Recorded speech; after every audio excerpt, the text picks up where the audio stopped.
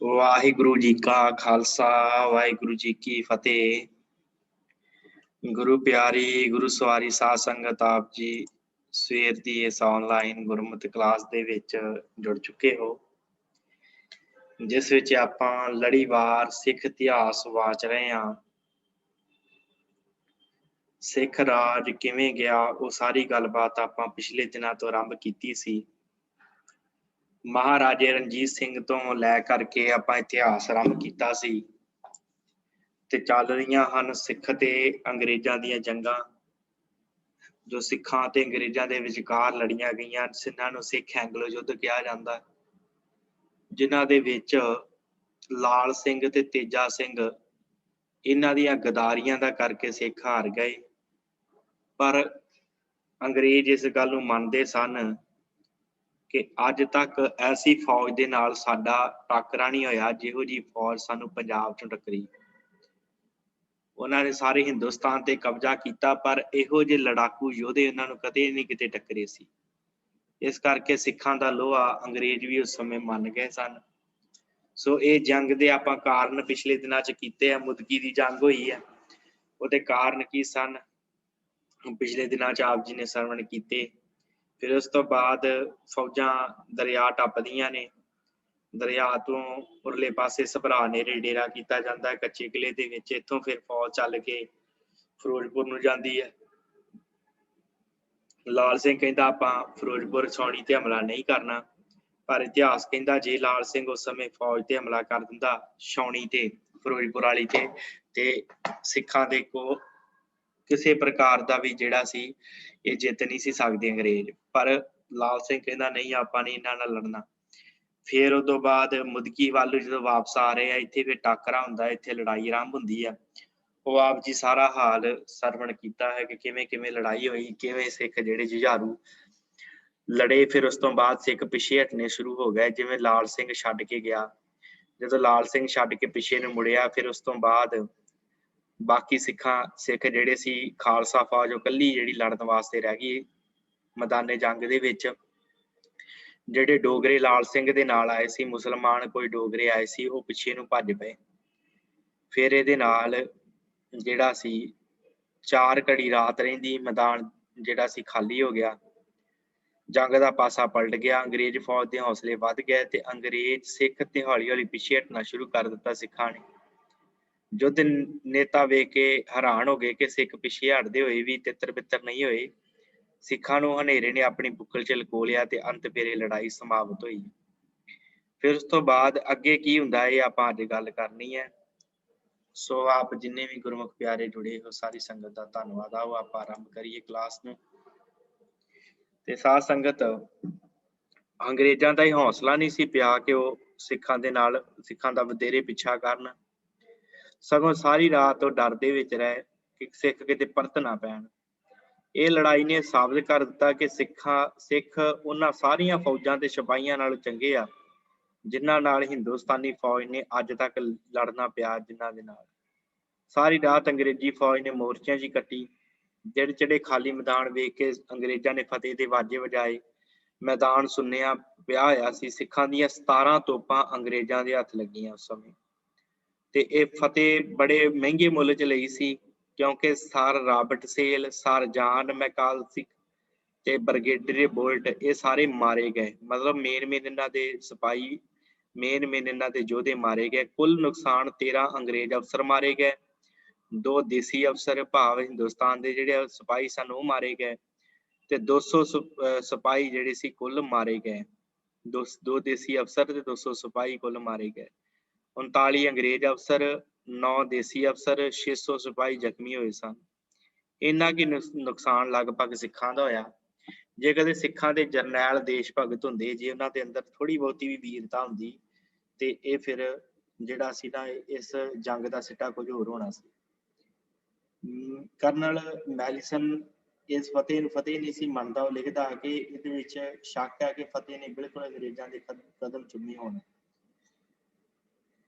ਕਪਤਾਨ ਕਰਿੰਗਮ ਇਹ ਗੱਲ ਲਿਖਦਾ ਕਿ ਅੰਗਰੇਜ਼ਾਂ ਦੀ ਫਤਿਹ ਉਹਨਾਂ ਦੀਆਂ ਹੋਰ ਜਿੱਤਾਂ ਵਾਂਗ ਪੂਰੀ ਨਹੀਂ ਸੀ। ਅੰਗਰੇਜ਼ਾਂ ਦੀ ਘਬਰਾਹਟ ਤੋਂ ਪਤਾ ਲੱਗਦਾ ਹੈ ਕਿ ਉਹਨਾਂ ਉਸ ਦਿਨ ਤੋਂ ਇਸ ਦਿਨ ਦੇ ਕੰਮ ਤੋਂ ਲੱਗ ਜਾਂਦਾ ਕਿ ਸਭ ਤੋਂ ਪਹਿਲਾਂ ਸਰ ਜਾਨ ਲਿਟਲਰ ਦੀ ਫੌਜ ਨਾਲ ਮਿਲਣ ਵਾਸਤੇ ਉਤਾਵਲੇ ਸਨ ਜੋ ਪਿੱਛੋਂ ਆ ਰਹੀ ਸੀ। ਉਹਨਾਂ ਨੂੰ ਲੋੜ ਸੀ ਨਵੀਂ ਫੌਜ ਦਾ ਤੇ ਅਫਸਰਾਂ ਨੂੰ ਡਰ ਸੀ ਕਿ ਨਵੀਂ ਫੌਜ ਦੀ ਮਦਦ ਤੋਂ ਬਿਨਾਂ ਉਹ ਸਿੱਖਾਂ ਦੇ ਨਾਲ ਲੜਨ ਵਾਸਤੇ ਤਿਆਰ ਨਹੀਂ ਹਨ। ਜਿੰਨਾ ਚਿਰ ਪਿੱਛੋਂ ਨਵੀਂ ਫੌਜ ਦਿੱਲੀੋਂ ਨਹੀਂ ਆ ਜਾਂਦੀ ਉਹਨਾਂ ਚਿਰ ਲੜਨ ਵਾਸਤੇ ਤਿਆਰ ਨਹੀਂ ਹੋਣਗੇ। ਜਿੱਥੇ ਬਾਕੀ ਸਾਰੇ ਅਫਸਰ ਘਬਰਾਏ ਸੀ ਉੱਥੇ ਮੇਜਰ ਬਰਾਡਫੁੱਟ ਨੇ ਕਿਹਾ ਕਿ ਤੁਹਾਨੂੰ ਘੱਟ ਤੋਂ ਘੱਟ ਇੱਕ ਹੋਰ ਸਖਤ ਲੜਾਈ ਵਾਸਤੇ ਤਿਆਰ ਰਹਿਣਾ ਚਾਹੀਦਾ। ਕਿਉਂ? ਕਿਉਂਕਿ ਉਹਦੇ ਕੋਲ ਲਾਲ ਸਿੰਘ ਤੇ ਤੇਜਾ ਸਿੰਘ ਦੇ ਗਦਾਰੀ ਦਾ ਨੂੰ ਪਤਾ ਸੀ, ਯਕੀਨ ਸੀ ਤੇ ਉਹਨਾਂ ਦੇ ਨਾਲ ਉਹਦਾ ਚਿੱਠਾ ਪੱਤਰ ਜਿਹੜਾ ਜਾਰੀ ਸੀ। ਉਹਨਾਂ ਨੂੰ ਪਤਾ ਸੀ ਕਿ ਸਿੱਖਾਂ ਦੇ ਕੀ ਮਨਸੂਬੇ ਆ, ਸਿੱਖ ਕੀ ਕਰਦੇ ਪਏ ਆ, ਇਹ ਸਾਰੀ ਗੱਲਬਾਤ ਹੁੰਦੀ ਪਈ ਸੀ। ਫਿਰ ਉਸ ਤੋਂ ਬਾਅਦ ਇਹ ਲੜਾਈ ਦੇ ਪਿੱਛੋਂ ਲੈਫਟੀਨੈਂਟ ਬਿਡਲਫ ਭੁੱਲਿਆ ਹੋਇਆ ਸਿੱਖਾਂ ਦੇ ਕਾਬੂ ਆ ਗਿਆ ਤੇ ਸਿੱਖ ਸਰਦਾਰਾਂ ਨੇ ਆਪਣਾ ਸਿਪਾਹੀ ਨਾਲ ਦੇ ਕੇ ਉਹਨੂੰ ਅੰਗਰੇਜ਼ੀ ਛਾਉਣੀ 'ਚ ਪਹੁੰਚਾ ਦਿੱਤਾ। ਤੇ ਲਾਰਡ ਹਾਰਡਿੰਗ ਸਿੱਖਾਂ ਦੇ ਇਸ ਕਰਤੱਵ ਤੇ ਮੋਹਿਆ ਗਿਆ ਬੜਾ। ਉਹਨੇ ਕੀਤਾ ਕਿ ਦੇਖੋ ਸਾਡਾ ਇੱਕ ਸਿਪਾਹੀ ਗੁੰਮ ਹੋ ਗਿਆ ਸੀ, ਉਹਨੂੰ ਵਾਪਸ ਕੀਤਾ ਤੇ ਉਹਨੇ ਫਿਰ ਬਿਡਲਫ ਨੂੰ ਦੁਬਾਰਾ ਜੰਗ 'ਚ ਨਹੀਂ ਜਾਣ ਦਿੱਤਾ। ਇਸੇ ਤਰ੍ਹਾਂ ਕੁਝ ਹੋਰ ਅੰਗਰੇਜ਼ ਜਿਹੜੇ ਸੀ ਰਾਹ ਭੁੱਲ ਗਏ ਤੇ ਸਿੱਖ ਛਾਉਣੀਆਂ 'ਚ ਚਲੇ ਗਏ ਤੇ ਸਿੱਖਾਂ ਨੇ ਸਰਦਾਰਾਂ ਨੇ ਉਹਨਾਂ ਨੂੰ ਰਾਹ ਦਾ ਖਰਚਾ ਦੇ ਕੇ ਪੈਸੇ ਦੇ ਕੇ ਅੰਗਰੇਜ਼ੀ ਛਾਉਣੀ ਦੇ ਵਿੱਚ ਪਹੁੰਚਾ ਦਿੱਤਾ। ਮੁਦਕੀ ਦੇ ਮੈਦਾਨ 'ਚੋਂ ਨੱਸ ਕੇ ਕੁਝ ਸਿੱਖ ਜਿਹੜੇ ਸੀ ਦਰਿਆਓਂ ਪਾਰ ਚਲੇ ਗਏ ਤੇ ਕੁਝ ਜਿਹੜੇ ਸੀ ਉਹ ਤੇਜਾ ਸਿੰਘ ਦੀ ਫੌਜ 'ਚ ਆਣ ਮਿਲੇ। 20 ਦਸੰਬਰ ਨੂੰ ਫੇਰੂ ਸ਼ਹਿਰ ਤੇ ਮੁਲਤਾਨ ਖਾਂ ਵਾਲਾ ਕੋਲ ਖਾਲਸਾ ਫੌਜਾਂ ਫਿਰ ਇਕੱਠੀਆਂ ਹੋਈਆਂ। 20 ਦਸੰਬਰ ਨੂੰ ਫੇਰੂ ਸ਼ਹਿਰ ਦੇ ਨੇੜੇ ਸਿੱਖਾਂ ਨੇ ਘੋੜ ਸੁਬਾ ਮੋਰਚਾ ਬਣਾਇਆ ਤੇ ਜਿਸ ਦਾ ਵਿਚਲਾ ਹਿੱਸਾ ਦੱਖਣ ਨੂੰ ਅੱਗੇ ਵਧਿਆ ਹੋਇਆ ਸੀ। ਇਹ ਮੋਰਚਾ ਅੱਧ ਮੀਲ ਚੌੜਾ ਤੇ ਮੀਲ ਤੋਂ ਵਧੇਰੇ ਲੰਮਾ ਸੀ। ਇਹਦੇ ਵਿੱਚ 100 ਤੋਪਾਂ, 80 ਤੋਂ 10,000 ਰਸਾਲਾ ਤੇ 12 ਰੈਜੀਮੈਂਟਾਂ ਪੈਦਲ ਫੌਜ ਮਿਸਰ ਲਾਲ ਦੀ ਕਮਾਨ ਹੇਠ ਅੰਗਰੇਜ਼ਾਂ ਦੀ ਉਡੀਕ ਕਰ ਰਹੀ ਸੀ। ਇੰਨੇ ਸਿਪਾਹੀ ਇੱਥੇ ਖੜੇ ਸਨ। 19 ਦਸੰਬਰ ਨੂੰ ਸਬਾਬੂ ਤੇ ਕਸੌਲੀ ਦੀ ਫੌਜ ਵੀ ਮੁਦਕੀ ਵਿੱਚ ਸੈਨਾਪਤੀ ਗੱਫ ਨੂੰ ਆਣ ਮਿਲੀ ਤੇ ਉਹ ਛੇਤੀ ਤੋਂ ਛੇਤੀ ਸਰ ਲਿਟਲ ਦੀ ਫੌਜ ਨੂੰ ਮਿਲਣਾ ਚਾਹੁੰਦੇ ਸੀ ਤੇ ਜ਼ਖਮੀਆਂ ਨੂੰ ਮੁਦਕੀ ਹੀ ਛੱਡ ਕੇ ਉਹਨੇ ਮਿਸਰੀ ਵੱਲ ਨੂੰ ਕੂਚ ਕਰ ਦਿੱਤਾ। ਇਸ ਗੱਲ ਦਾ ਖਾਸ ਧਿਆਨ ਰੱਖਿਆ ਗਿਆ ਕਿ ਸਿੱਖਾਂ ਦੇ ਮੋਰਚੇ ਤੋਂ ਪਾਸੇ ਦੱਖਣ ਵੱਲ ਨੂੰ ਜਾਇਆ ਜਾਵੇ। ਫਿਰੋਜ਼ਪੁਰ 20 ਦਸੰਬਰ ਰਾਤ ਨੂੰ ਲਿਟਲ ਨੂੰ ਹੁਕਮ ਹੋਇਆ ਕਿ 21 ਸਵੇਰੇ 8 ਵਜੇ ਉੱਥੋਂ ਤੁਰ ਪਿਆ ਤੇ ਦੁਪਹਿਰ ਤੱਕ ਦੋਵੇਂ ਮਿਲ ਗਏ ਮਿਸਰੀ ਵਾਲੇ ਆਣ ਕੇ ਤੇ ਮੁਦਕੀ ਫੌਜ ਦੇ ਅਫਸਰ ਸਿੱਖਾਂ ਦੇ ਇਸ ਬਹਾਦਰਾਨਾ ਚੱਲਣ ਨੂੰ ਵੇਖ ਕੇ ਯਕੀਨ ਰੱਖਦੇ ਸਨ ਕਿ ਉਹਨਾਂ ਦੀ ਫੌਜ 21 ਦਸੰਬਰ ਨੂੰ ਲੜੇਗੀ ਨਹੀਂ ਤੇ ਇਸ ਗੱਲ ਉੱਤੇ ਸਾਰੇ ਰਾਹ ਵਿਚਾਰ ਹੁੰਦੀ ਆਈ। ਨਵੀਂ ਲਿਟਲ ਦੀ ਫੌਜ ਜਿਹੜੀ ਸੀ ਉਹ ਮਿਲਣ ਕਰਕੇ ਫਿਰ ਨਵਾਂ ਉਤਸ਼ਾਹ ਅੰਗਰੇਜ਼ਾਂ 'ਚ ਪੈਦਾ ਹੋ ਗਿਆ। ਮਿਲ ਜੁਲ ਕੇ ਅੰਗਰੇਜ਼ੀ ਫੌਜ 18,000 ਹੋ ਗਈ ਸੀ ਕੁੱਲ ਤੇ ਉਹਨਾਂ ਦੇ ਕੋਲ 65 ਤੋਂ ਵੱਧ ਤੋਪਾਂ ਸਨ ਅੰਗਰੇਜ਼ਾਂ ਦੇ ਕੋਲ। ਤੇ ਸੈਨਾਪਤੀ ਗੱਪ ਨੇ ਆਪਣੀ ਫੌਜ ਨੂੰ ਇਸ ਤਰ੍ਹਾਂ ਖਿਲਾਰਿਆ ਸੀ। ਖੱਬੇ ਹੱਥ ਲਹਿੰਦੇ ਪਾਸੇ ਸਰ ਲਿਟਲਰ, ਸੱਜੇ ਹੱਥ ਚੜ੍ਹਦੇ ਪਾਸੇ ਜਰਨੈਲ ਹਰੀ ਸਮਿਥ ਤੇ ਵਿਚਕਾਰ ਜਨਰਲ ਗਿਲਬਰਟ ਜਿਹੜੇ ਸਨ ਉਹ ਖੜੇ ਸੀ। ਵਿਚਕਾਰਲੇ ਹਿੱਸੇ ਦੇ ਵਿੱਚ ਹੀ ਗੱਫ ਤੇ ਲਾਰਡ ਹਾਰਡਿੰਗ ਵਿੱਚ ਖੜੇ ਸਨ। ਇਹ ਫੌਜ ਸਿੱਖਾਂ ਤੋਂ ਦੱਖਣ ਵਾਲੀ ਬਾਹੀ ਪਹਾੜ ਵੱਲ ਨੂੰ ਮੂੰਹ ਕਰਕੇ ਖਲੋਤੀ ਸੀ। ਹੁਣ ਲਾਰਡ ਹਾਰਡਿੰਗ ਨੇ ਆਪਣੀ ਫੌਜ ਦਾ ਉਤਸ਼ਾਹ ਵਧਾਉਣ ਬਦਲੇ ਗਵਰਨਰ ਜਨਰਲ ਦੇ ਅਹੁਦੇ ਦੀ ਪਰਵਾਹ ਨਾ ਕਰਦੇ ਹੋਇਆ ਸੈਨਾਪਤੀ ਗੱਥ ਦੇ ਨਾਲ ਕਪਤਾਨ ਬਣਨਾ ਪ੍ਰਵਾਨ ਕਰ ਲਿਆ ਕਿ ਮੈਂ ਛੋਟਾ ਸਿਪਾਹੀ ਹਾਂ। ਉਹਦੇ ਨਾਲ ਰਲ ਕੇ ਲੜਨਾ ਸ਼ੁਰੂ ਕਰ ਦਿੱਤਾ। ਹੁਣ ਦੋਵਾਂ ਧਿਰਾਂ ਨੇ ਮੋਰਚਾਬੰਦੀ ਠੀਕ ਕਰ ਲਈ। ਤੋਪਾਂ ਥੜਿਆਂ ਤੇ ਬੀੜੀਆਂ ਗਈਆਂ। ਸਿਪਾਹੀ ਮਰਨ ਮਿਟਣ ਵਾਸਤੇ ਹੁਕਮ ਦੀ ਜਿਹੜੀ ਸੀ ਉਹ ਉਡੀਕ ਕਰਨ ਲੱਗ ਪਏ। ਇਹ ਫੇਰੂ ਸ਼ਹਿਰ ਦਾ ਜੰਗ ਹੈ 21 ਦਸੰਬਰ ਦਾ ਤੇ ਤਿਆਰੀਆਂ ਕਰਦਿਆਂ ਕਰਦਿਆਂ 1 ਘੰਟਾ ਦਿਨ ਜਿਹੜਾ ਸੀ ਰਹਿ ਗਿਆ ਸੀ। ਸੂਰਜ ਡੁੱਬਣ ਵਾਲਾ ਸੀ 21 ਦਸੰਬਰ ਦਾ ਤੇ ਜਾਂ ਅੰਗਰੇਜ਼ਾਂ ਨੇ ਆਪਣੀਆਂ ਤੋਪਾਂ ਨੂੰ ਪਲੀਤੇ ਲਾਏ, ਭਾਵ ਤੋਪਾਂ ਚਲਾਉਣੀਆਂ ਸ਼ੁਰੂ ਕਰ ਦਿੱਤੀਆਂ। ਉਧਰ ਸਿੱਖਾਂ ਦੀਆਂ ਤੋਪਾਂ ਵੀ ਅੱਗ ਉਗਣ ਲੱਗੀਆਂ ਤੇ ਮਾਵਾਂ ਦੇ ਪੁੱਤ ਇਸ ਮੈਦਾਨੇ ਜੰਗ ਸ਼ਹੀਦ ਹੋਣ ਲੱਗ ਪਏ, ਮਰਨ ਲੱਗ ਪਏ ਇੱਕ ਦੂਜੇ ਨਾਲ। ਅੰਗਰੇਜ਼ਾਂ ਦੀ ਪਹਿਲੀ ਪਾਲ ਅੱਗੇ ਵਧੀ ਤੇ ਵੱਧਦੀ ਸਿੱਖਾਂ ਦੇ ਮੋਰਚੇ ਤੋਂ 300 ਗਜ ਦੀ ਵਿੱਥ ਤੇ ਆ ਗਈ ਤੇ ਅੰਗਰੇਜ਼ੀ ਤੋਪਾਂ ਨੇ ਕਹਿਰ ਦੀ ਅੱਗ ਵਰਸਾਈ। ਸਿੱਖਾਂ ਦੀਆਂ ਤੋਪਾਂ ਨੇ ਅੱਗੋਂ ਦੂਣੇ ਬਲ ਦੇ ਨਾਲ ਜਵਾਬ ਦਿੱਤਾ। ਸਰ ਲਿਟਲ ਦੀ ਫੌਜ ਅੱਗੇ ਵਧੀ ਤੇ ਉਹਦੀ ਥਾਂ ਵਾਲਸ ਦੀ ਫੌਜ ਨੇ ਆਣ ਕੇ ਸੰਭਾਲ ਲਈ। ਅੰਗਰੇਜ਼ੀ ਦਸਤੇ ਜਿਹੜੇ ਸਨ ਇੱਕ ਪਾਸਿਓਂ ਲਿਟਲ ਤੇ ਦੂਜੇ ਪਾਸਿਓਂ ਹਰੀ ਸਮਿਥ ਉਹ ਸਿੱਖਾਂ ਦੇ ਮੋਰਚਾਂ ਵੱਲ ਨੂੰ ਪੁੱਜ ਗਏ पर सिख जरा जिन्ना भी नहीं घबराए, सगों वधेरे जोश ते गोलाबारी कर लगे, वधेरे जोश दे नाल। हरी समेत दी फौज बिजली वांग गरज के सिखां दे जा पई। 6 तोपां खो लईआं ते लागे ही माना वालियां 4 पलटनां खलोतीआं सन। उन्हां ने उसे वेले सत सरी दे काल दा जकारा लाया ते गूंज दे नाल तूफानां वांगू वो फौज अगे वधी।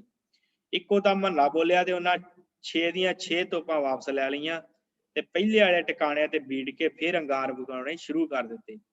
ਹੁਣ अंग्रेज फौज ਨੂੰ ਪਿੱਛੇ ਹਟਣ ਤੋਂ ਬਿਨਾਂ ਕੋਈ ਰਾਹ ਨਹੀਂ ਸੀ ਦਿਸਿਆ। ਇਹੋ ਹਾਲ ਲਿਟਲ ਦੀ ਫੌਜ ਦਾ ਵੀ ਹੋ ਗਿਆ, ਉਹ ਵੀ ਪਿੱਛੇ ਮੁੜ ਗਈ। ਸਿੱਖਾਂ ਨੇ ਅਜਿਹੀ ਬੇਜ਼ਿਗਰੀ ਦੇ ਨਾਲ ਗੋਲੇ ਵਰਸਾਏ ਕਿ ਅੰਗਰੇਜ਼ੀ ਤੋਪਾਂ ਥੜਿਆਂ ਤੋਂ ਡੇਗ ਦਿੱਤੀਆਂ। ਇੰਨਾ ਗੋਲਾ ਬਰੂਦ ਜਿਹੜਾ ਸੀ ਸਿੱਖਾਂ ਨੇ ਵਰਾਇਆ ਕਿ ਅੰਗਰੇਜ਼ੀ ਤੋਪਾਂ ਜਿਹੜੀਆਂ ਸੀ ਉਹ ਡਿੱਗ ਪਈਆਂ ਥੜਿਆਂ ਤੋਂ। ਕੁਝ ਗੋਲੇ ਅੰਗਰੇਜ਼ਾਂ ਦੇ ਗੋਦਾਮਾਂ ਦੇ ਵਿੱਚ ਪਏ, ਜਿਨ੍ਹਾਂ ਨਾਲ ਰਸਤ ਦੀਆਂ ਗੱਡੀਆਂ ਚੂਰ-ਚੂਰ ਹੋ ਗਈਆਂ ਤੇ ਬਰੂਦ ਨੂੰ ਅੱਗ ਲੱਗ ਗਈ ਤੇ ਬਰੂਦ ਦੀਆਂ ਪੇਟੀਆਂ ਸਮਾਨ ਨਾਲ ਗੱਲਾਂ ਕਰਨ ਲੱਗ ਪਈਆਂ, ਭਾਵ ਉਹਨਾਂ ਨੂੰ ਤਬਾਹ ਹੋ ਗਈਆਂ। ਇਹ ਧਮਾਕੇ ਦੇ ਵਿੱਚ ਵੀ ਕਈ ਅੰਗਰੇਜ਼ ਮਰ ਗਏ। ਸਾਰੀ ਫੌਜ 'ਚ ਹਲਚਲ ਮਚ ਗਈ। ਸਰ ਲਿਟਲ ਦੀ ਫੌਜ ਵੀ ਨੱਸ ਗਈ ਤੇ ਮੋਰਚਾ ਛੱਡ ਕੇ ਫਿਰੋਜ਼ਪੁਰ ਦਾ ਰੁਖ ਕੀਤਾ, ਫਿਰੋਜ਼ਪੁਰ ਵੱਲ ਨੂੰ ਮੁੜ ਗਏ। ਵਾਲਸ ਦੀ ਫੌਜ ਜਿਹੜੀ ਭੱਜ ਕੇ ਗਿਲਬਰਟ ਦੀ ਫੌਜ ਦੇ ਪਿੱਛੇ ਜਾ ਲੁਕੀ। ਹਰੀ ਸਮਿਥ ਦੀ ਜਿਹੜੀ ਫੌਜ ਸੀ ਆਪਣੇ ਮੋਰਚੇ ਤੇ ਕਾਇਮ ਨਾ ਰਹਿ ਸਕੀ। ਕੇਵਲ ਗਿਲਬਰਟ ਦੀ ਫੌਜ ਹੀ ਆਪਣੇ ਮੋਰਚੇ ਤੇ ਡਟੀ ਗਈ। ਇਸੇ ਵੇਲੇ ਅੰਗਰੇਜ਼ੀ ਫੌਜ ਦੀ ਹਾਲਤ ਬੜੀ ਤਰਸਯੋਗ ਹੋ ਗਈ। ਇੰਨੀਆਂ ਸਿੱਖਾਂ ਨੇ ਇਹਨਾਂ ਨੂੰ ਧੂੜ ਜਟਾਈ। ਉਧਰ ਸਿੱਖਾਂ ਦੀ ਫੌਜ ਦਾ ਹਾਲ ਇਹ ਸੀ ਕਿ ਖਾਲਸਾ ਸਿਪਾਹੀਆਂ ਨੇ ਠਾਣ ਲਿਆ ਸੀ ਕਿ ਫਤਿਹ ਪ੍ਰਾਪਤ ਕਰਾਂਗੇ ਜਾਂ ਮਰ ਮਿਟਾਂਗੇ। ਮੁਲਕੀ ਦੀ ਹਾਰ ਦਾ ਉਹਨਾਂ ਦੇ ਦਿਲ ਤੇ ਵਿੱਚ ਕੰਡੇ ਵਾਂਗੂ ਚੁੱਭਦਾ ਸੀ। ਹਾਰ ਮੁਲਕੀ ਦੀ ਜਿਹੜੀ ਹੁਣੇ ਹੋਈ ਸੀ 2 ਦਿਨ ਪਹਿਲਾਂ, ਉਹ ਤਲੀ ਤੇ ਸਿਰ ਰੱਖ ਕੇ ਟਾਕਰਾ ਲੈ ਰਹੇ ਸਨ। ਲਾਲ ਸਿੰਘ ਦੀ ਫੌਜ ਜਿਹੜੀ ਸੀ ਬੜੇ ਜੋਸ਼ ਦੇ ਨਾਲ ਅੱਗ ਭਰਾ ਰਹੀ ਸੀ। ਨੇੜੇ ਹੀ ਸੁਲਤਾਨ ਖਾਨ ਵਾਲੇ ਲਾਗੇ ਤੇਜਾ ਸਿੰਘ ਦਾ ਜਿਹੜਾ ਸੀ ਉਹ ਦਸਤਾ ਖਲੋਤਾ ਸੀ ਲੜਾਈ ਵਾਲਾ। ਸਿਪਾਹੀ ਤੇ ਛੋਟੇ ਅਫਸਰ ਜ਼ੋਰ ਲਾ ਰਹੇ ਸੀ ਕਿ ਉਹਨਾਂ ਨੂੰ ਜੰਗ ਵਿੱਚ ਜਾਣ ਦਿੱਤਾ ਜਾਵੇ, ਪਰ ਤੇਜਾ ਸਿੰਘ ਨੇ ਇਹ ਕਹਿ ਕੇ ਰੋਕ ਛੱਡਿਆ ਕਿ ਸਾਡੇ ਉੱਤੇ ਵੀ ਅੰਗਰੇਜ਼ ਹਮਲਾ ਕਰਨ ਵਾਲੇ ਹਨ।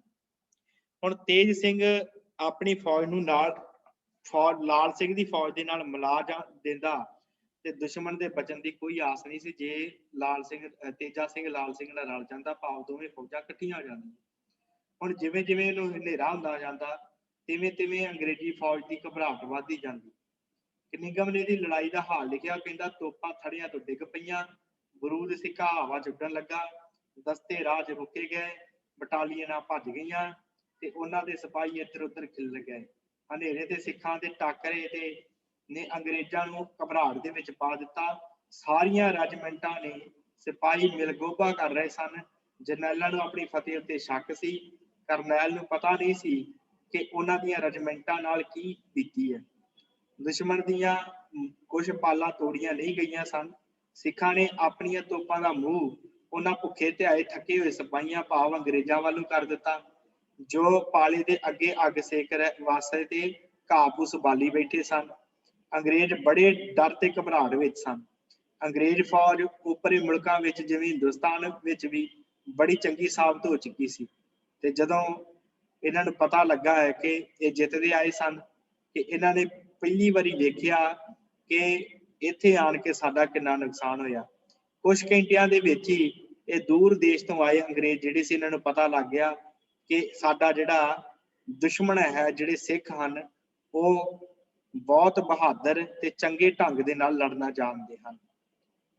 ਉਹ ਯਾਦਗਿਰੀ ਵਾਲੀ ਰਾਤ ਨੂੰ ਇਸ ਜ਼ਮੀਨ ਉੱਤੇ ਅੰਗਰੇਜ਼ ਖੜੇ ਸਨ, ਉਹਦੇ ਮਾਲਕ ਨਹੀਂ ਸਨ। ਉਹਨਾਂ ਕੋਲ ਹੋਰ ਪਿੱਛੇ ਰਿਜ਼ਰਵ ਫੌਜ ਨਹੀਂ ਸੀ, ਪਿੱਛੇ ਹੋਰ ਫੌਜ ਨਹੀਂ ਸੀ ਉਹਨਾਂ ਦੇ ਕੋਲ।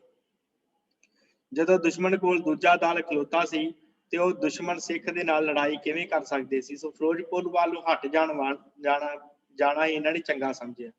ਖਿਆਲ ਕੀਤਾ ਕਿ ਹੁਣ ਅਸੀਂ ਫਿਰੋਜ਼ਪੁਰ ਵੱਲੋਂ ਪਿੱਛੇ ਮੁੜ ਚਲੀਏ। ਅੰਗਰੇਜ਼ੀ ਫੌਜ ਦੇ ਚਾਰੇ ਪਾਸੇ ਘਬਰਾਹਟ ਮਚ ਗਈ। ਲਾਰਡ ਹਾਰਡਿੰਗ ਨੇ ਆਪਣੀ ਫੌਜ ਦੀ ਦੁਰਦਸ਼ਾ ਸਹਾਰੀ ਨਾ ਗਈ।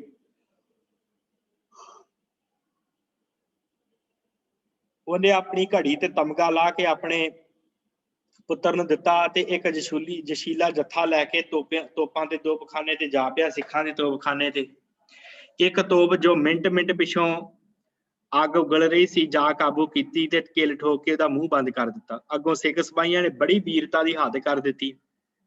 ਉਹਨਾਂ ਦਲੇਰੀ ਦਾ ਟਾਕਰਾ ਕੀਤਾ। ਲਾਚਾਰ ਹਾਰਡੀ ਨੂੰ ਤੋਪ ਛੱਡ ਕੇ ਪਿੱਛੇ ਮੁੜਨਾ ਪਿਆ।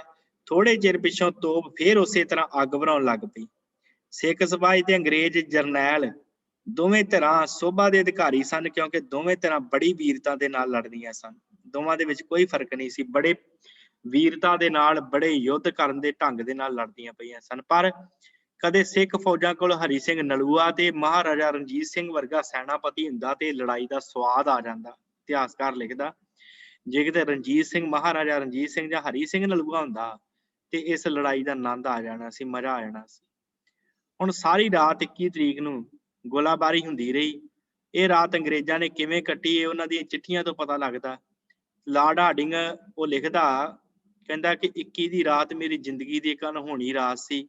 ਰਾਤ ਨੂੰ ਕੜਾਕੇ ਦੀ ਸਰਦੀ ਸੀ, ਠੰਡ ਸੀ, ਦਸੰਬਰ ਦਾ ਮਹੀਨਾ ਸੀ ਕਿਉਂਕਿ, ਤੇ ਕਹਿੰਦਾ ਮੈਂ ਭੁੱਖੇ ਤੇ ਨੰਗੇ ਆਦਮੀਆਂ ਦੇ ਨਾਲ ਰਾਤ ਕੱਟੀ। ਸਾਹਮਣੇ ਤੰਬੂ ਬਲ ਰਹੇ ਸਨ, ਸਾਡੇ ਬਹਾਦਰ ਸਿਪਾਹੀ ਤੋਪਾਂ ਦੀ ਗੜਗੜਾਹਟ ਥੱਲੇ ਸੁੱਤੇ ਪਏ ਸਨ।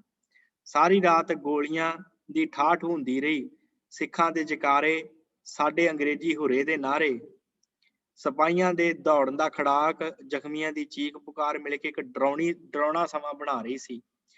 ਇਸ ਹਾਲਤ ਵਿੱਚ ਮੈਂ ਕੁਝ ਆਦਮੀ ਨਾਲ ਜੋ ਪਹਿਲੀ ਰਾਤ ਤੋਪਾਂ ਖਿੱਚ ਕੇ ਲਿਆਏ ਸਨ ਸਵੇਰ ਤੱਕ ਰਿਹਾ। ਵੱਖੋ ਵੱਖ ਰੈਜੀਮੈਂਟਾਂ ਜਾ ਕੇ ਮੈਂ ਸਿਪਾਹੀਆਂ ਦਾ ਹੌਸਲਾ ਵਧਾਉਂਦਾ ਰਿਹਾ, ਸੋ ਮੈਨੂੰ ਆਰਾਮ ਕਰਨ ਦਾ ਕੋਈ ਸਮਾਂ ਨਾ ਮਿਲਿਆ। ਕਹਿੰਦਾ ਮੈਂ ਆਪਣੇ ਆਪ ਨੂੰ ਫਿਰ ਉਹਨਾਂ ਮਿੱਤਰਾਂ ਵਿੱਚ ਵੇਖਿਆ ਜੋ 29ਵੀਂ, 30ਵੀਂ ਤੇ 50ਵੀਂ ਤੇ 9ਵੀਂ ਰੈਜੀਮੈਂਟ ਵਿੱਚ ਮੇਰੇ ਨਾਲ ਦੱਖਣ ਵਿੱਚ ਲੜ ਚੁੱਕੇ ਸਨ। ਉਹ ਸਭ ਹੌਸਲੇ ਵਿੱਚ ਸਨ। ਮੈਂ ਹਰ ਇੱਕ ਨੂੰ ਇਹੋ ਆਖਦਾ ਸਾਂ ਕਿ ਸਵੇਰੇ ਵੈਰੀ ਤੇ ਦੱਬ ਕੇ ਹੱਲਾ ਕਰੋ, ਜਾਂ ਉਹਨੂੰ ਮਾਰੋ ਜਾਂ ਆਪ ਬਹਾਦਰਾਂ ਵਾਂਗ ਮੈਦਾਨ ਵਿੱਚ ਕੱਟ ਮਰੋ। ਤੇ ਸਵੇਰ ਚੜ੍ਹਦਿਆਂ ਪੌ ਫੁੱਟਦਿਆਂ ਅਸੀਂ ਸੱਚੇ ਅੰਗਰੇਜ਼ਾਂ ਦੇ ਵਾਂਗੂ ਅੱਗੇ ਵਧੇ। ਇੱਕ ਹੋਰ ਲਿਖਾਰੀ ਗੱਫ ਲਿਖਦਾ ਹੈ, ਸੈਨਾਪਤੀ ਗੱਫ, ਉਹ ਕਹਿੰਦਾ 21 ਦਸੰਬਰ ਦੀ ਰਾਤ ਨੂੰ ਸਿੱਖ ਆਪਣੇ ਪੈਂਤੜਿਆਂ ਤੇ ਡਟੇ ਰਹੇ, ਵਿਚਲੇ ਚੌਂਕ ਦੇ ਬਹੁਤੇ ਹਿੱਸੇ ਤੇ ਕਬਜ਼ਾ ਕੀਤੀ ਰਹੇ ਤੇ ਬਾਕੀ ਹਿੱਸਾ ਅੰਗਰੇਜ਼ਾਂ ਦੇ ਕਬਜ਼ੇ ਵਿੱਚ ਹੈ। ਪਰ ਉਹ ਬੜੇ ਥੱਕੇ ਹੋਏ ਤੇ ਭੈੜੇ ਹੋਏ ਨੇ ਕਿ ਪਾਣੀ ਖੁਣੋਂ ਧਿਆਏ ਮਰ ਰਹੇ ਨੇ, ਭਾਵ ਇੰਨਾ ਬੁਰਾ ਹਾਲ ਅੰਗਰੇਜ਼ਾਂ ਦਾ ਹੋ ਗਿਆ।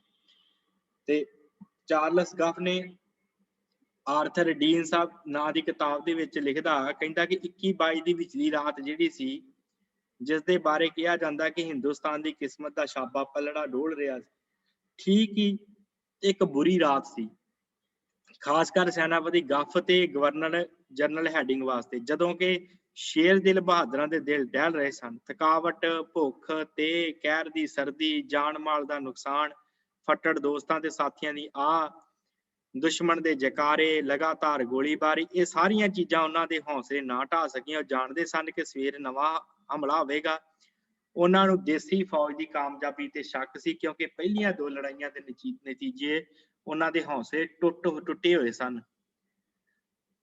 ਇਸ ਰਾਤ ਠੀਕ ਹੀ ਅੰਗਰੇਜ਼ ਹਕੂਮਤ ਸਾਰੇ ਹਿੰਦੁਸਤਾਨ ਦੇ ਵਿੱਚ ਕੰਬ ਰਹੀ ਸੀ। ਗੋਰਾ ਫੌਜ ਨੂੰ ਅੱਜ ਹੀ ਪਤਾ ਲੱਗਾ ਸੀ ਕਿ ਹਿੰਦੁਸਤਾਨ ਦੀ ਵੀ ਕੋਈ ਕੌਮ ਹੈਗੀ ਜਿਹੜਾ ਲੜਨਾ ਜਾਣਦੀ ਹੈ। ਅੰਗਰੇਜ਼ਾਂ ਨੇ ਹਿੰਦੁਸਤਾਨੀ ਸਿਪਾਹੀਆਂ ਜੋ ਕਿਸੇ ਨੂੰ ਅੱਖ ਥੱਲੇ ਨਹੀਂ ਸੀ ਲਿਆਉਂਦੇ, ਕਹਿੰਦੇ ਫਿਰਦੇ ਸਨ, ਹਮ ਪਿਆਸ ਔਰ ਭੂਖ ਸੇ ਮਰ ਰਹੇ हैं, ਹਮ ਕਿਆ ਕਰ ਸਕਦੇ हैं। ਇੰਨਾ ਬੁਰਾ ਹਾਲ ਇਹਨਾਂ ਨੇ ਸਿਪਾਹੀਆਂ ਦਾ ਕਰ ਦਿੱਤਾ ਅੰਗਰੇਜ਼ਾਂ ਦਾ। ਜਿਹੜੇ ਅਫਸਰ ਕਿਸੇ ਦੇ ਲਾਗੇ ਨੂੰ ਕਿਸੇ ਨੂੰ ਲੱਗਣ ਦਿੰਦੇ ਸੀ, ਉਹ ਕਹਿੰਦੇ ਸਨ ਅਸੀਂ ਭੁੱਖੇ ਮਰ ਰਹੇ ਹਾਂ, ਸਾਨੂੰ ਪਿਆਸ ਲੱਗੀ ਆ, ਕੁਛ ਨਹੀਂ ਕਰ ਸਕਦੇ, ਸਾਡਾ ਬੁਰਾ ਹਾਲ ਹੈ। ਸੋ ਸਾਰੀ ਰਾਤ ਅੰਗਰੇਜ਼ ਜਰਨੈਲਾਂ ਦੇ ਵਿੱਚ ਇਹੋ ਵਿਚਾਰ ਹੁੰਦੀ ਰਹੀ ਕਿ ਦਿਨ ਚੜ੍ਹਨ ਤੋਂ ਪਹਿਲਾਂ ਫਿਰੋਜ਼ਪੁਰ ਚਲੇ ਜਾਣਾ ਚੰਗਾ ਹੈ। ਅਫਸਰਾਂ ਦੀ ਬਹੁਤ ਸੰਮਤੀ ਇਸੇ ਗੱਲ ਦੇ ਉੱਤੇ ਬਣੀ, ਕਿਉਂਕਿ ਉਹਨਾਂ ਕੋਲ ਮਦਦ ਵਾਸਤੇ ਪਿੱਛੇ ਰਿਜ਼ਰਵ ਫੌਜ ਨਹੀਂ ਸੀ, ਨਵੀਂ ਫੌਜ ਨਹੀਂ ਸੀ, ਤੇ ਦਾਰੂ ਸਿੰਘਾਂ ਵੀ ਬਹੁਤਾ ਨਹੀਂ ਸੀ ਬਚਿਆ। ਤੇ ਉਹਨਾਂ ਦੇ ਦਿਲੋਂ ਇਹੋ ਖਿਆਲ ਸੀ ਕਿ ਸਿੱਖ ਗੱਪੀ ਤੇ ਕੰਮ ਦਿਲੇ ਹਨ। ਉਹ ਗੱਲ ਨਿਕਲ ਚੁੱਕੀ ਸੀ। ਉਹਨਾਂ ਦੇ ਪੂਰਬੀ ਸਿਪਾਹੀ ਚੜ੍ਹਦੇ ਵੱਲੋਂ ਭੌਂ ਕੇ ਆਪਣੇ ਘਰਾਂ ਵੱਲੋਂ ਪਰਤਦੇ ਪਏ ਸਨ। ਇੰਨਾ ਸਿੱਖਾਂ ਨੇ ਉੱਥੇ ਇਹਨਾਂ ਦਾ ਨੇਰ ਲਿਆਂਦਾ ਅੰਗਰੇਜ਼ਾਂ ਦਾ। ਅੰਗਰੇਜ਼ ਬਹਾਦਰ ਨੂੰ ਵੀ ਬਹਾਦਰ ਬਰਾਬਰ ਤੇ ਦੁਸ਼ਮਣ ਦੇ ਬਰਾਬਰ ਦੇ ਹਥਿਆਰਾਂ ਨਾਲ ਅੱਜ ਹੀ ਵਾਹ ਪਿਆ ਸੀ। ਉਹਨਾਂ ਨੂੰ ਪਤਾ ਲੱਗ ਗਿਆ ਕਿ ਸਾਡੇ ਬਰਾਬਰ ਦਾ ਕੋਈ ਹੈਗਾ ਇਸ ਹਿੰਦੁਸਤਾਨ ਦੀ ਧਰਤੀ ਤੇ ਵੀ, ਨਹੀਂ ਤਾਂ ਬਾਕੀ ਹਿੰਦ ਦੇ ਰਾਜੇ ਨਵਾਬ ਜਿੱਤਣ ਵਿੱਚ ਕੋਈ ਅਖਿਆਈ ਨਹੀਂ ਸੀ ਆਈ ਇਹਨਾਂ ਨੂੰ। ਸੈਨਾਪਤੀ ਗੱਫ ਤੇ ਲਾਰਡ ਹਾਰਡਿੰਗ ਦੇ ਹੌਸਲਾ ਨਾ ਹਾਰਿਆ। ਉਹ ਇੱਕ ਆਖਰੀ ਹੱਲਾ ਕਰਕੇ ਆਪਣੀ ਕਿਸਮਤ ਅਜਮਾਉਣਾ ਚਾਹੁੰਦੇ ਸੀ। ਉਹ ਹਾਰ ਨਾਲੋਂ ਮਰਨਾ ਚੰਗਾ ਸਮਝਦੇ। ਉਹਨਾਂ ਦੀ ਦਿਲੇਰੀ ਸਦਕਾ ਹੀ ਅੰਗਰੇਜ਼ੀ ਫੌਜ ਮੈਦਾਨੇ ਜਾਂਦੇ ਡਟੀ ਰਹੀ। ਹੁਣ 22 ਦਸੰਬਰ ਦੀ ਸਵੇਰ ਦਾ ਸੂਰਜ ਨਿਕਲਿਆ। ਦੋਵਾਂ ਧਿਰਾਂ ਦੀਆਂ ਤੋਪਾਂ ਨੇ ਫਿਰ ਅੱਗ ਵਰਸਾਉਣੀ ਸ਼ੁਰੂ ਕਰ ਦਿੱਤੀ ਹੈ। ਅੰਗਰੇਜ਼ੀ ਅਫਸਰ ਜੋ ਤਖਤ ਜਾਂ ਤਖਤਾਂ ਦੀ ਕਸਮ ਖਾ ਚੁੱਕੇ ਸੀ, ਬਿਜਲੀ ਵਾਂਗ ਸਿੱਖਾਂ ਦੇ ਆਣ ਪਏ। ਛੇਤੀ ਤੋਂ ਛੇਤੀ ਉਹ ਲੜਾਈ ਖਤਮ ਕਰਨਾ ਚਾਹੁੰਦੇ ਸਨ। ਗੱਤ ਤੇ ਹਾਰਡਿੰਗ ਨੇ ਆਪ ਅੱਗੇ ਵੱਧ ਕੇ ਹੱਲਾ ਕੀਤਾ। ਇਸੇ ਹੱਲੇ ਵਿੱਚ ਸਿੱਖ ਫੌਜ ਦਾ ਬਹੁਤ ਬੁਰਾ ਹਾਲ ਹੋਇਆ, ਕਿਉਂਕਿ ਉਸ ਦਾ ਸੈਨਾਪਤੀ ਉਹ ਮੁਦਗੀ ਦੇ ਜੰਗ ਵਾਲਾ ਲਾਲ ਸਿੰਘ ਜਿਹੜਾ ਸੀ, ਉਹਦੀ ਬੇਈਮਾਨੀ ਉੱਤੇ ਕਿਸੇ ਨੂੰ ਸ਼ੱਕ ਨਹੀਂ। ਉਹ 21 ਨੂੰ ਵੀ ਪਿੱਛੇ ਹਟ ਕੇ ਤਮਾਸ਼ਾ ਵੇਖੂ ਦੀ ਹੈਸੀਅਤ ਨਾਲ ਖਲੋਤਾ ਸੀ ਤੇ 22 ਨੂੰ ਹਮਲਾ ਹੁੰਦਿਆਂ ਸਾਰੇ ਆਪਣੇ ਨਿੱਜੀ ਡੋਗਰਾ ਤੇ ਮੁਸਲਮਾਨ ਫੌਜ ਦੇ ਸਣੇ ਇਹ ਲਾਲ ਸਿੰਘ ਹੌਲੀ ਹੌਲੀ ਪਿੱਛੇ ਪਰਤਣ ਲੱਗਾ। ਜਦੋਂ ਹਾਰਡਿੰਗ ਨੇ ਇੱਕ ਜ਼ੋਰ ਨਾਲ ਹੱਲਾ ਬੋਲਿਆ, ਜੇ ਅੱਗੇ ਸਿੱਖ ਨਾ ਹੁੰਦੇ ਤਾਂ ਹੋਰ ਕੋਈ ਸ਼ਕਤੀ ਵੀ ਉਹਨੂੰ ਰੋਕ ਨਾ ਸਕਦੀ। ਇਹਨੇ ਜ਼ੋਰ ਨਾਲ ਹੱਲਾ ਬੋਲਿਆ ਹਾਰਡਿੰਗ ਨੇ। ਲਾਲ ਸਿੰਘ ਵਾਲੀ ਫੌਜ ਇੰਨਾ ਬੁਰਾ ਹਾਲ ਹੁੰਦਾ ਵੇਖ ਕੇ ਵੀ ਤੇਜਾ ਸਿੰਘ ਨੇ ਆਪਣੀ 10,000 ਫੌਜ ਲੜਾਈ ਵਿੱਚ ਸ਼ਾਮਲ ਨਾ ਹੋਣ ਦਿੱਤੀ। ਛੋਟੇ ਸਰਦਾਰਾਂ ਤੇ ਸਿਪਾਹੀਆਂ ਨੇ ਜ਼ੋਰ ਦੇ ਦਿੱਤੇ ਵੀ ਉਹ ਜੰਗ ਵਿੱਚ ਸ਼ਾਮਲ ਨਾ ਹੋਇਆ। ਇਹਨੇ ਨੂੰ ਲਾਲ ਸਿੰਘ ਡੋਗਰਾ ਫੌਜ ਨੂੰ ਨਾਲ ਲੈ ਕੇ ਜਦੋਂ ਮੈਦਾਨੇ ਜੰਗ ਚ ਭੱਜ ਗਈ ਹੈ ਤੇ ਹੁਣ ਲਾਲ ਸਿੰਘ ਵਾਲੀ ਖਾਲਸਾ ਫੌਜ ਕੋਲ ਰਿਹਾ ਨਾ ਗਿਆ। ਉਹ ਬਿਨਾਂ ਹੁਕਮ ਦੀ ਉਡੀਕ ਕੀਤੇ ਭੁੱਖੇ ਸ਼ੇਰਾਂ ਦੇ ਵਾਂਗੂ ਦੁਸ਼ਮਣਾਂ ਦੇ ਟੁੱਟ ਪਏ। ਇਸ ਫੌਜ ਦੇ ਸ਼ਾਮਲ ਹੁੰਦੇ ਜੰਗ ਦਾ ਰੰਗ ਕਹਿੰਦੇ ਬਦਲ ਗਿਆ। ਅੰਗਰੇਜ਼ ਫੌਜ ਸੀ ਦਰਿਆ ਦੇ ਹੜ ਦੇ ਵਾਂਗ ਅੱਗੇ ਵਧੀ ਆਉਂਦੀ ਸੀ ਤੇ ਉਸਨੇ ਸਿੱਖਾਂ ਦੀ ਫੌਲਾਦੀ ਚਟਾਨ ਨਾਲ ਟਕਰਾ ਕੇ ਪਿੱਛੇ ਹਟਣਾ ਸ਼ੁਰੂ ਕਰ ਦਿੱਤਾ। ਦੁਸ਼ਮਣ ਦੇ ਪੈਰ ਉਖੜ ਗਏ। ਸਿੱਖਾਂ ਦੇ ਇੱਕ ਜ਼ੋਰ ਦਾ ਹੱਲਾ ਕੀਤਾ, ਜਿਵੇਂ ਉਹ ਸਾਰੀ ਦੁਨੀਆ ਨੂੰ ਜਿੱਤ ਲੈਣਾ ਚਾਹੁੰਦੇ ਸੀ। ਤੇਜ ਸਿੰਘ ਵੀ ਮੈਦਾਨੇ ਜੰਗ 'ਚ ਪਹੁੰਚ ਗਿਆ ਤੇ ਫੌਜ ਦੀ ਮੂੰਹ ਰੱਖਣੀ ਵਾਸਤੇ ਹੱਲਾ ਕਰਾਉਣਾ ਸ਼ੁਰੂ ਕਰਨ ਲੱਗਾ। ਇਸੇ ਵੇਲੇ ਅੰਗਰੇਜ਼ੀ ਫੌਜ ਦੀ ਹਾਲਤ ਉਸ ਤੋਂ ਵੀ ਬੁਰੀ ਹੋ ਗਈ। ਥੋੜਾ ਜਿੰਨਾ ਚਿਰ ਪਹਿਲਾਂ ਸਿੱਖ ਫੌਜ ਦੀ ਹੋ ਗਈ ਸੀ, ਜਿਵੇਂ ਪਹਿਲੇ ਸਿੱਖਾਂ ਦੀ ਹੀ ਹੁਣ ਅੰਗਰੇਜ਼ਾਂ ਦੀ ਮਾੜੀ ਹਾਲਤ ਹੋ ਗਈ। ਅੰਗਰੇਜ਼ੀ ਫੌਜ ਦਾ ਦਾਰੂ ਸਿੱਕਾ ਬਿਲਕੁਲ ਮੁੱਕ ਚੁੱਕਾ ਹੈ। ਫੌਜ ਦਾ ਇੱਕ ਹਿੱਸਾ ਜਿਹੜਾ ਲਿਟਲ ਵਾਲਾ ਪਾਸਾ ਸੀ ਫਿਰੋਜ਼ਪੁਰ ਨੂੰ ਨੱਸ ਗਿਆ ਤੇ ਕਿਸੇ ਮੋਰਚੇ ਵਿੱਚ ਵੀ ਉਹ ਆਪਣੇ ਪੈਰਾਂ ਸਿਰ ਨਹੀਂ ਰਹਿ ਗਏ ਸਨ। ਹਰ ਇੱਕ ਸਿਪਾਹੀ ਦਾ ਪੈਰ ਪਿਛਾਂਹ ਪਰਤ ਰਿਹਾ ਸੀ। ਅੰਗਰੇਜ਼ ਅਫਸਰ ਘਬਰਾ ਗਏ। ਉਸ ਵੇਲੇ ਪੰਜਾਬ ਦੇ ਮੰਦੇ ਭਾਗਾਂ ਨੂੰ ਤੇ ਅੰਗਰੇਜ਼ ਦੀ ਕਿਸਮਤ ਚੰਗੀ ਬਣਾਉਣ ਵਾਸਤੇ ਤੇਜ ਸਿੰਘ ਆਪਣੀ ਫੌਜ ਸਣੇ ਬਿਨਾਂ ਕਾਰਨ ਜਾਣ ਬੁੱਝ ਕੇ ਪਿੱਛੇ ਨੂੰ ਭੱਜ ਪਿਆ। ਤੇਜ ਸਿੰਘ ਕਿੰਨੀ ਨੇ ਮਾੜੀ ਕੀਤੀ, ਇਹ ਪਿੱਛੇ ਨੂੰ ਭੱਜ ਗਿਆ। ਸਿੱਖ ਜਿੱਤਣੀ ਵਾਲੇ ਸਨ ਜਾਂ ਲੂਣ ਹਰਾਮੀ ਤੇਜ ਸਿੰਘ ਨੇ ਕਰਤੂਤ ਕਰ ਦਿੱਤੀ। ਕਨਿੰਗਮ ਤੇਜ ਸਿੰਘ ਦੇ ਵਿਸ਼ਾਖ ਹੱਥ ਨੂੰ ਉਹਦੇ ਬਾਰੇ ਲਿਖਦਾ, ਕਹਿੰਦਾ ਕਿ ਇਸ ਰਿਜ਼ਰਵ ਫੌਜ ਦਾ ਸੈਨਾਪਤੀ ਤੇਜ ਸਿੰਘ ਸੀ। ਉਹਦੀ ਜਸ਼ੀਲੀ ਤੇ ਸੱਚੀ ਫੌਜ ਨੇ ਸਵੇਰੇ ਹੀ ਅੰਗਰੇਜ਼ੀ ਫੌਜ ਤੇ ਹਮਲਾ ਕਰਨ ਦੀ ਆਗਿਆ ਮੰਗੀ, ਪਰ ਉਹ ਤੇਜ ਸਿੰਘ ਜਿਹੜਾ ਸੀ ਖਤਰਨਾਕ ਖਾਲਸਾ ਫੌਜ ਨੂੰ ਖਿਲਾਰਨਾ ਤੇ ਤਬਾਹ ਕਰਨਾ ਚਾਹੁੰਦਾ ਸੀ। ਉਸਨੇ ਹਮਲਾ ਕਰਨ ਵਿੱਚ ਉਸ ਵੇਲੇ ਤੱਕ ਦੇਰ ਕੀਤੀ ਜਦੋਂ ਤੱਕ ਲਾਲ ਸਿੰਘ ਦੀ ਫੌਜ ਹਰ ਥਾਂ ਨੱਸ ਨਾ ਉੱਠੀ ਤੇ ਦੁਸ਼ਮਣ ਨੇ ਆਪਣੀ ਫੌਜ ਨੂੰ ਫਿਰ ਦੁਬਾਰਾ ਪੈਂਤੜੇ ਸਿਰ ਨਾ ਕਰ ਲਿਆ। ਲੜਾਈ ਦੇ ਅੰਤਲੇ ਦਮਾਂ ਤੇ ਪਹੁੰਚ ਚੁੱਕੀ ਸੀ ਜਾਂ ਝੂਠੀ ਮੁੱਠੀ ਲੜਨ ਲੱਗਾ। ਸਖਤ ਹਮਲਾ ਕਰਨ ਦੀ ਥਾਂ ਉਹਨੇ ਕਈ ਝੂਠੀਆਂ ਚਾਲਾਂ ਚੱਲੀਆਂ। ਥੋੜੇ ਚਿਰ ਪਿੱਛੋਂ ਬਿਨਾਂ ਕਿਸੇ ਕਾਰਨ ਦੇ ਉਹ ਫੌਜ ਨੂੰ ਛੱਡ ਕੇ ਅੰਧਾਧੁੰਦ ਭੱਜ ਨੱਠਿਆ। ਉਸ ਵੇਲੇ ਅੰਗਰੇਜ਼ੀ ਤੋਪਖਾਨਾ ਨਕਾਰਾ ਹੋ ਚੁੱਕਾ ਸੀ ਤੇ ਕੁਝ ਅੰਗਰੇਜ਼ੀ ਫੌਜ ਫਿਰੋਜ਼ਪੁਰ ਨੂੰ ਵਾਪਸ ਹੋ ਗਈ ਸੀ। ਜੇ ਉਸ ਵੇਲੇ ਸਿੱਖ ਦਲੇਰੀ ਨਾਲ ਅੱਗੇ ਵੱਧਦੇ ਤਾਂ ਕੋਈ ਵੀ ਕੋਸ਼ਿਸ਼ ਬਾਕੀ ਸੀ ਅੰਗਰੇਜ਼ਾਂ ਨੂੰ ਨਹੀਂ ਸੀ ਬਚਾ ਸਕਦੀ। ਜਿੱਤੀ ਹੋਈ ਖਾਲਸਾ ਫੌਜ ਸੈਨਾਪਤੀ ਦੀ ਗਦਾਰੀ ਦੇ ਕਾਰਨ ਮੈਦਾਨੇ ਜੰਗ ਚੋਂ ਛੱਡ ਕੇ ਨੱਸ ਗਈ। ਮੈਦਾਨੇ ਜੰਗ ਅੰਗਰੇਜ਼ਾਂ ਦੇ ਜਰਨੈਲ ਲਾਲ ਸਿੰਘ ਤੇ ਤੇਜ ਸਿੰਘ ਵਰਗੇ ਨਹੀਂ ਸਨ। ਅੰਗਰੇਜ਼ਾਂ ਦੇ ਜਰਨੈਲ ਉਹਨਾਂ ਆਪਣੀ ਨੱਸੀ ਜਾਂਦੀ ਫੌਜ ਨੂੰ ਰੋਕ ਲਿਆ ਤੇ ਭੱਜੇ ਜਾਂਦੇ ਸਿੱਖਾਂ ਤੇ ਹਮਲਾ ਬੋਲ ਦਿੱਤਾ। ਖਾਲੀ ਮੋਰਚਿਆਂ ਤੇ ਕਬਜ਼ਾ ਕਰ ਲਿਆ। ਮੈਦਾਨ ਵਿੱਚ ਪਏ ਫੱਟੜ ਸਹਿਕ ਤੇ ਸਿੱਖ ਦੁਸ਼ਮਣਾਂ ਦੇ ਉੱਤੇ ਉਹਨਾਂ ਨੇ ਸੰਗੀਨਾਂ ਦੇ ਨਾਲ ਸ਼ਿਕਾਰ ਉਹਨਾਂ ਦਾ ਕਰਨਾ ਸ਼ੁਰੂ ਕਰ ਦਿੱਤਾ। ਇਸੇ ਪ੍ਰਕਾਰ ਸਿੱਖਾਂ ਦੀਆਂ 70 ਤੋਪਾਂ ਸਤਲੁਜ ਤੋਂ ਪਾਰ ਕੁਝ ਪਿੰਡ ਅੰਗਰੇਜ਼ਾਂ ਦੇ ਹੱਥ ਆ ਗਏ, ਪਰ ਆਪਣੀ ਫੌਜ ਦਾ 7ਵਾਂ ਹਿੱਸਾ ਯੁੱਧ ਦੀ ਭੇਟਾ ਕਰਕੇ ਮੇਜਰ ਬਰਾਡਫੁੱਟ ਤੇ ਵਾਲਸ ਮਾਰੇ ਗਏ। ਸਿੱਖਾਂ ਤੇ ਅੰਗਰੇਜ਼ਾਂ ਦਾ ਜਾਨੀ ਨੁਕਸਾਨ ਇੱਕੋ ਜਿਹਾ ਹੀ ਹੋਇਆ। ਕਰੀਬ ਅੰਗਰੇਜ਼ਾਂ ਦਾ ਨੁਕਸਾਨ ਸੀ 37 ਅੰਗਰੇਜ਼ ਅਫਸਰ ਮਾਰੇ ਗਏ, 17 ਦੇਸੀ ਅਫਸਰ ਮਾਰੇ ਗਏ, 462 ਗੋਰੇ ਸਿਪਾਹੀ ਤੇ 174 ਦੇਸੀ ਸਿਪਾਹੀ ਮਾਰੇ ਗਏ ਤੇ 78 ਅੰਗਰੇਜ਼ ਅਫਸਰ, 18 ਦੇਸੀ ਅਫਸਰ, 1054 ਗੋਰਾ ਸਿਪਾਹੀ ਤੇ 541 ਦੇਸੀ ਸਿਪਾਹੀ ਫੱਟੜ ਹੋਏ। ਕੁੱਲ ਜੋੜ 694 ਮਰੇ ਤੇ 1721 ਜਿਹੜੇ ਸੀ ਇਹ ਫੱਟੜ ਹੋ ਗਏ ਅੰਗਰੇਜ਼ਾਂ ਦੇ, ਕਿਉਂਕਿ ਇਹਨਾਂ ਦੇ ਕੋਲ ਲਿਖਤੀ ਹੁੰਦਾ ਸੀ ਸਾਰਾ ਕੁਝ। ਹੁਣ ਸਿੱਖਾਂ ਤੇ ਲੀਡਰਾਂ ਦੀਆਂ ਗਦਾਰੀਆਂ ਦਾ ਸਦਕਾ ਅੰਗਰੇਜ਼ਾਂ ਨੇ ਫੇਰੂ ਸ਼ਹਿਰ ਦੀ ਲੜਾਈ ਜਿੱਤ ਲਈ। ਇਸ ਯੁੱਧ ਬਾਬਤ ਇਤਿਹਾਸਕਾਰਾਂ ਨੇ ਆਪਣੀਆਂ ਬੜੀਆਂ ਰਾਇਵਾਂ ਦਿੱਤੀਆਂ। ਉਹ ਕਹਿੰਦੇ ਆ, ਜਰਨੈਲ ਗਾਰਡਨ ਲਿਖਦਾ, ਕਹਿੰਦਾ ਕਿ ਫੇਰੂ ਸ਼ਹਿਰ ਦੀ ਲੜਾਈ ਬੜੀਆਂ ਲੜਾਈਆਂ ਵਿੱਚੋਂ ਇੱਕ ਸੀ। अंग्रेजां ने जिन्नियां लड़ाइयां हिंदुस्तान च लड़ियां उन्हां सारियां दे नालों इह सख्त लड़ाई कही जा सकदी है। ਕਿਹਾ ਜਾਂਦਾ ਕਿ ਸਿੱਖਾਂ ਨੇ ਸਾਡੀ ਹਕੂਮਤ ਅੰਗਰੇਜ਼ ਹਕੂਮਤ ਹਿੰਦ ਨੂੰ ਜੜ੍ਹਾਂ ਤੱਕ ਲਾ ਦਿੱਤਾ ਸੀ ਇਸ ਲੜਾਈ ਨੇ। ਅੰਗਰੇਜ਼ਾਂ ਨੂੰ ਜੜ੍ਹਾਂ ਤੱਕ ਲਾਤਾ ਸੀ ਸਿੱਖਾਂ ਦੀ ਇਸ ਲੜਾਈ ਨੇ। ਚਾਰਲਸ ਗਾਫ ਲਿਖਦਾ, ਉਹ ਕਹਿੰਦਾ ਕਿ ਕਦੇ ਕਿਸੇ ਦੇਸੀ ਫੌਜ ਨੇ ਜਿਹਦੀ ਗਿਣਤੀ ਇੰਨੀ ਘੱਟ ਹੋਵੇ ਅੰਗਰੇਜ਼ੀ ਫੌਜ ਦਾ ਇਸ ਬਹਾਦਰੀ ਦੇ ਨਾਲ ਟਾਕਰਾ ਨਹੀਂ ਸੀ ਕੀਤਾ। ਇਹੋ ਜਿਹਾ ਸਿੱਖਾਂ ਨੇ ਜੰਗ ਫੇਰੂ ਸ਼ਹਿਰ ਦੇ ਵਿੱਚ ਕੀਤਾ। ਭਾਵੇਂ ਅੰਗਰੇਜ਼ਾਂ ਨੂੰ ਫਤਿਹ ਪ੍ਰਾਪਤ ਹੋਈ ਪਰ ਦਲੀਲ ਇਸ ਦੇ ਉਲਟਿਆ ਕਿ ਜੇ ਸਿੱਖਾਂ ਨੂੰ ਇਹੋ ਜਿਹੇ ਸੈਨਾਪਤੀ ਲਾਲ ਸਿੰਘ ਵਰਗੇ ਜਾਂ ਤੇਜਾ ਸਿੰਘ ਵਰਗੇ ਉਹਨਾਂ ਦੀ ਅਗਵਾਈ ਚੰਗੀ ਤਰ੍ਹਾਂ ਕਰਦੇ, ਜੇ ਉਹਨਾਂ ਦੇ ਵਿੱਚ ਗੁਣ ਘੱਟ ਨਾ ਹੁੰਦੇ ਤਾਂ ਜੰਗ ਦਾ ਨਤੀਜਾ ਕੁਝ ਹੋਰ ਹੋਣਾ ਸੀ। ਦਲੀਲਾਂ ਤੇ ਬਹਾਨੇ ਇਸ ਸੱਚਾਈ ਨੂੰ ਝੂਠਾ ਸਾਬਤ ਨਹੀਂ ਕਰਦੇ। ਸਿੱਖਾਂ ਨੇ ਇਸ ਦ੍ਰਿੜ ਭਰੋਸੇ ਤੇ ਫੌਜੀ ਨਿਯਮਾਂ ਅਨੁਸਾਰ ਟਾਕਰਾ ਕੀਤਾ ਕਿ ਸਾਨੂੰ ਹਿੰਦੁਸਤਾਨ ਦੀ ਕਿਸੇ ਲੜਾਈ ਵਿੱਚ ਇਹਦੀ ਮਿਸਾਲ ਨਹੀਂ ਮਿਲਦੀ।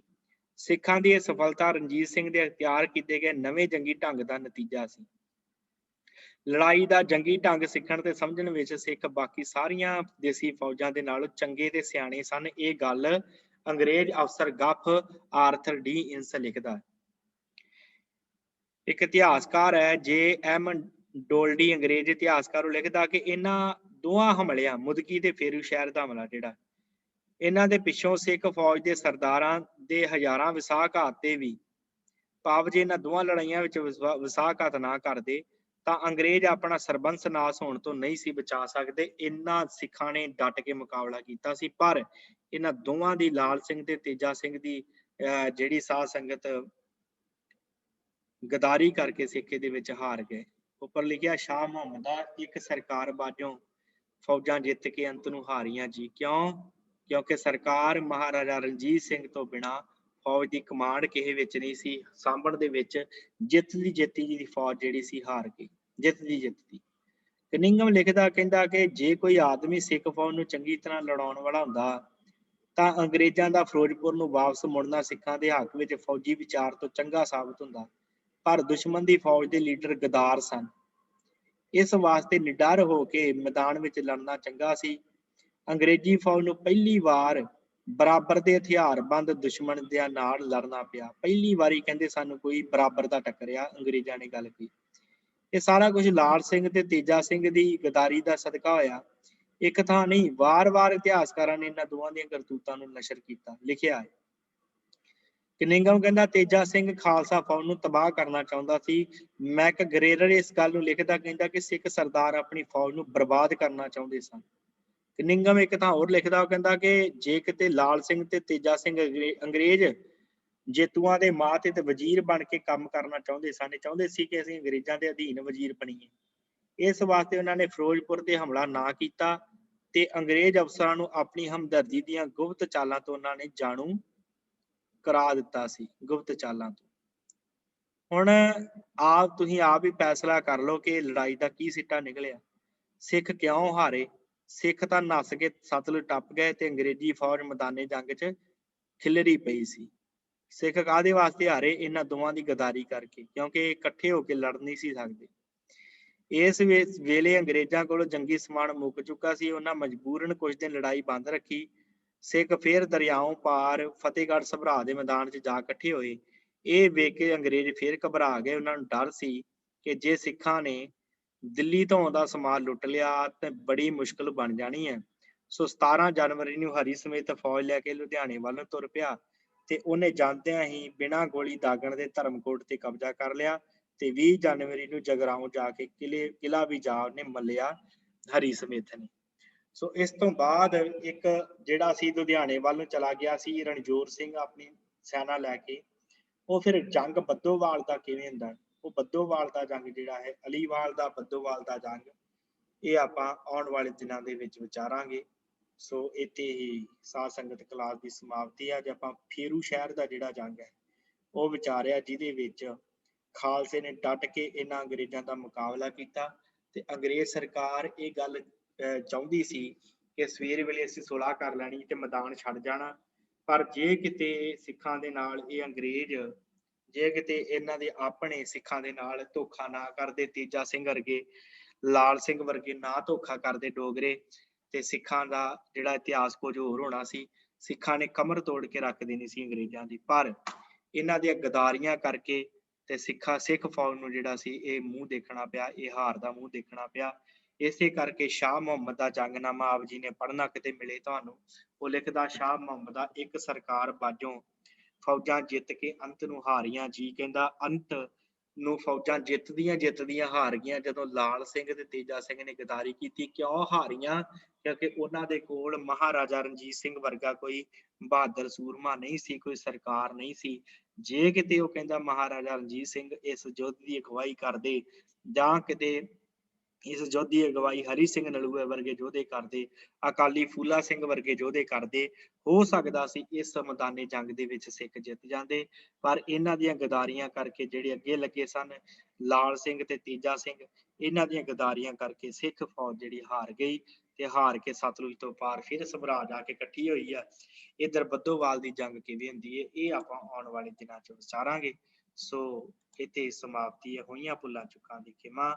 ਬੁਲਾਓ ਫਤਿਹ ਜੀ। ਵਾਹਿਗੁਰੂ ਜੀ ਕਾ ਖਾਲਸਾ, ਵਾਹਿਗੁਰੂ ਜੀ ਕੀ ਫਤਿਹ।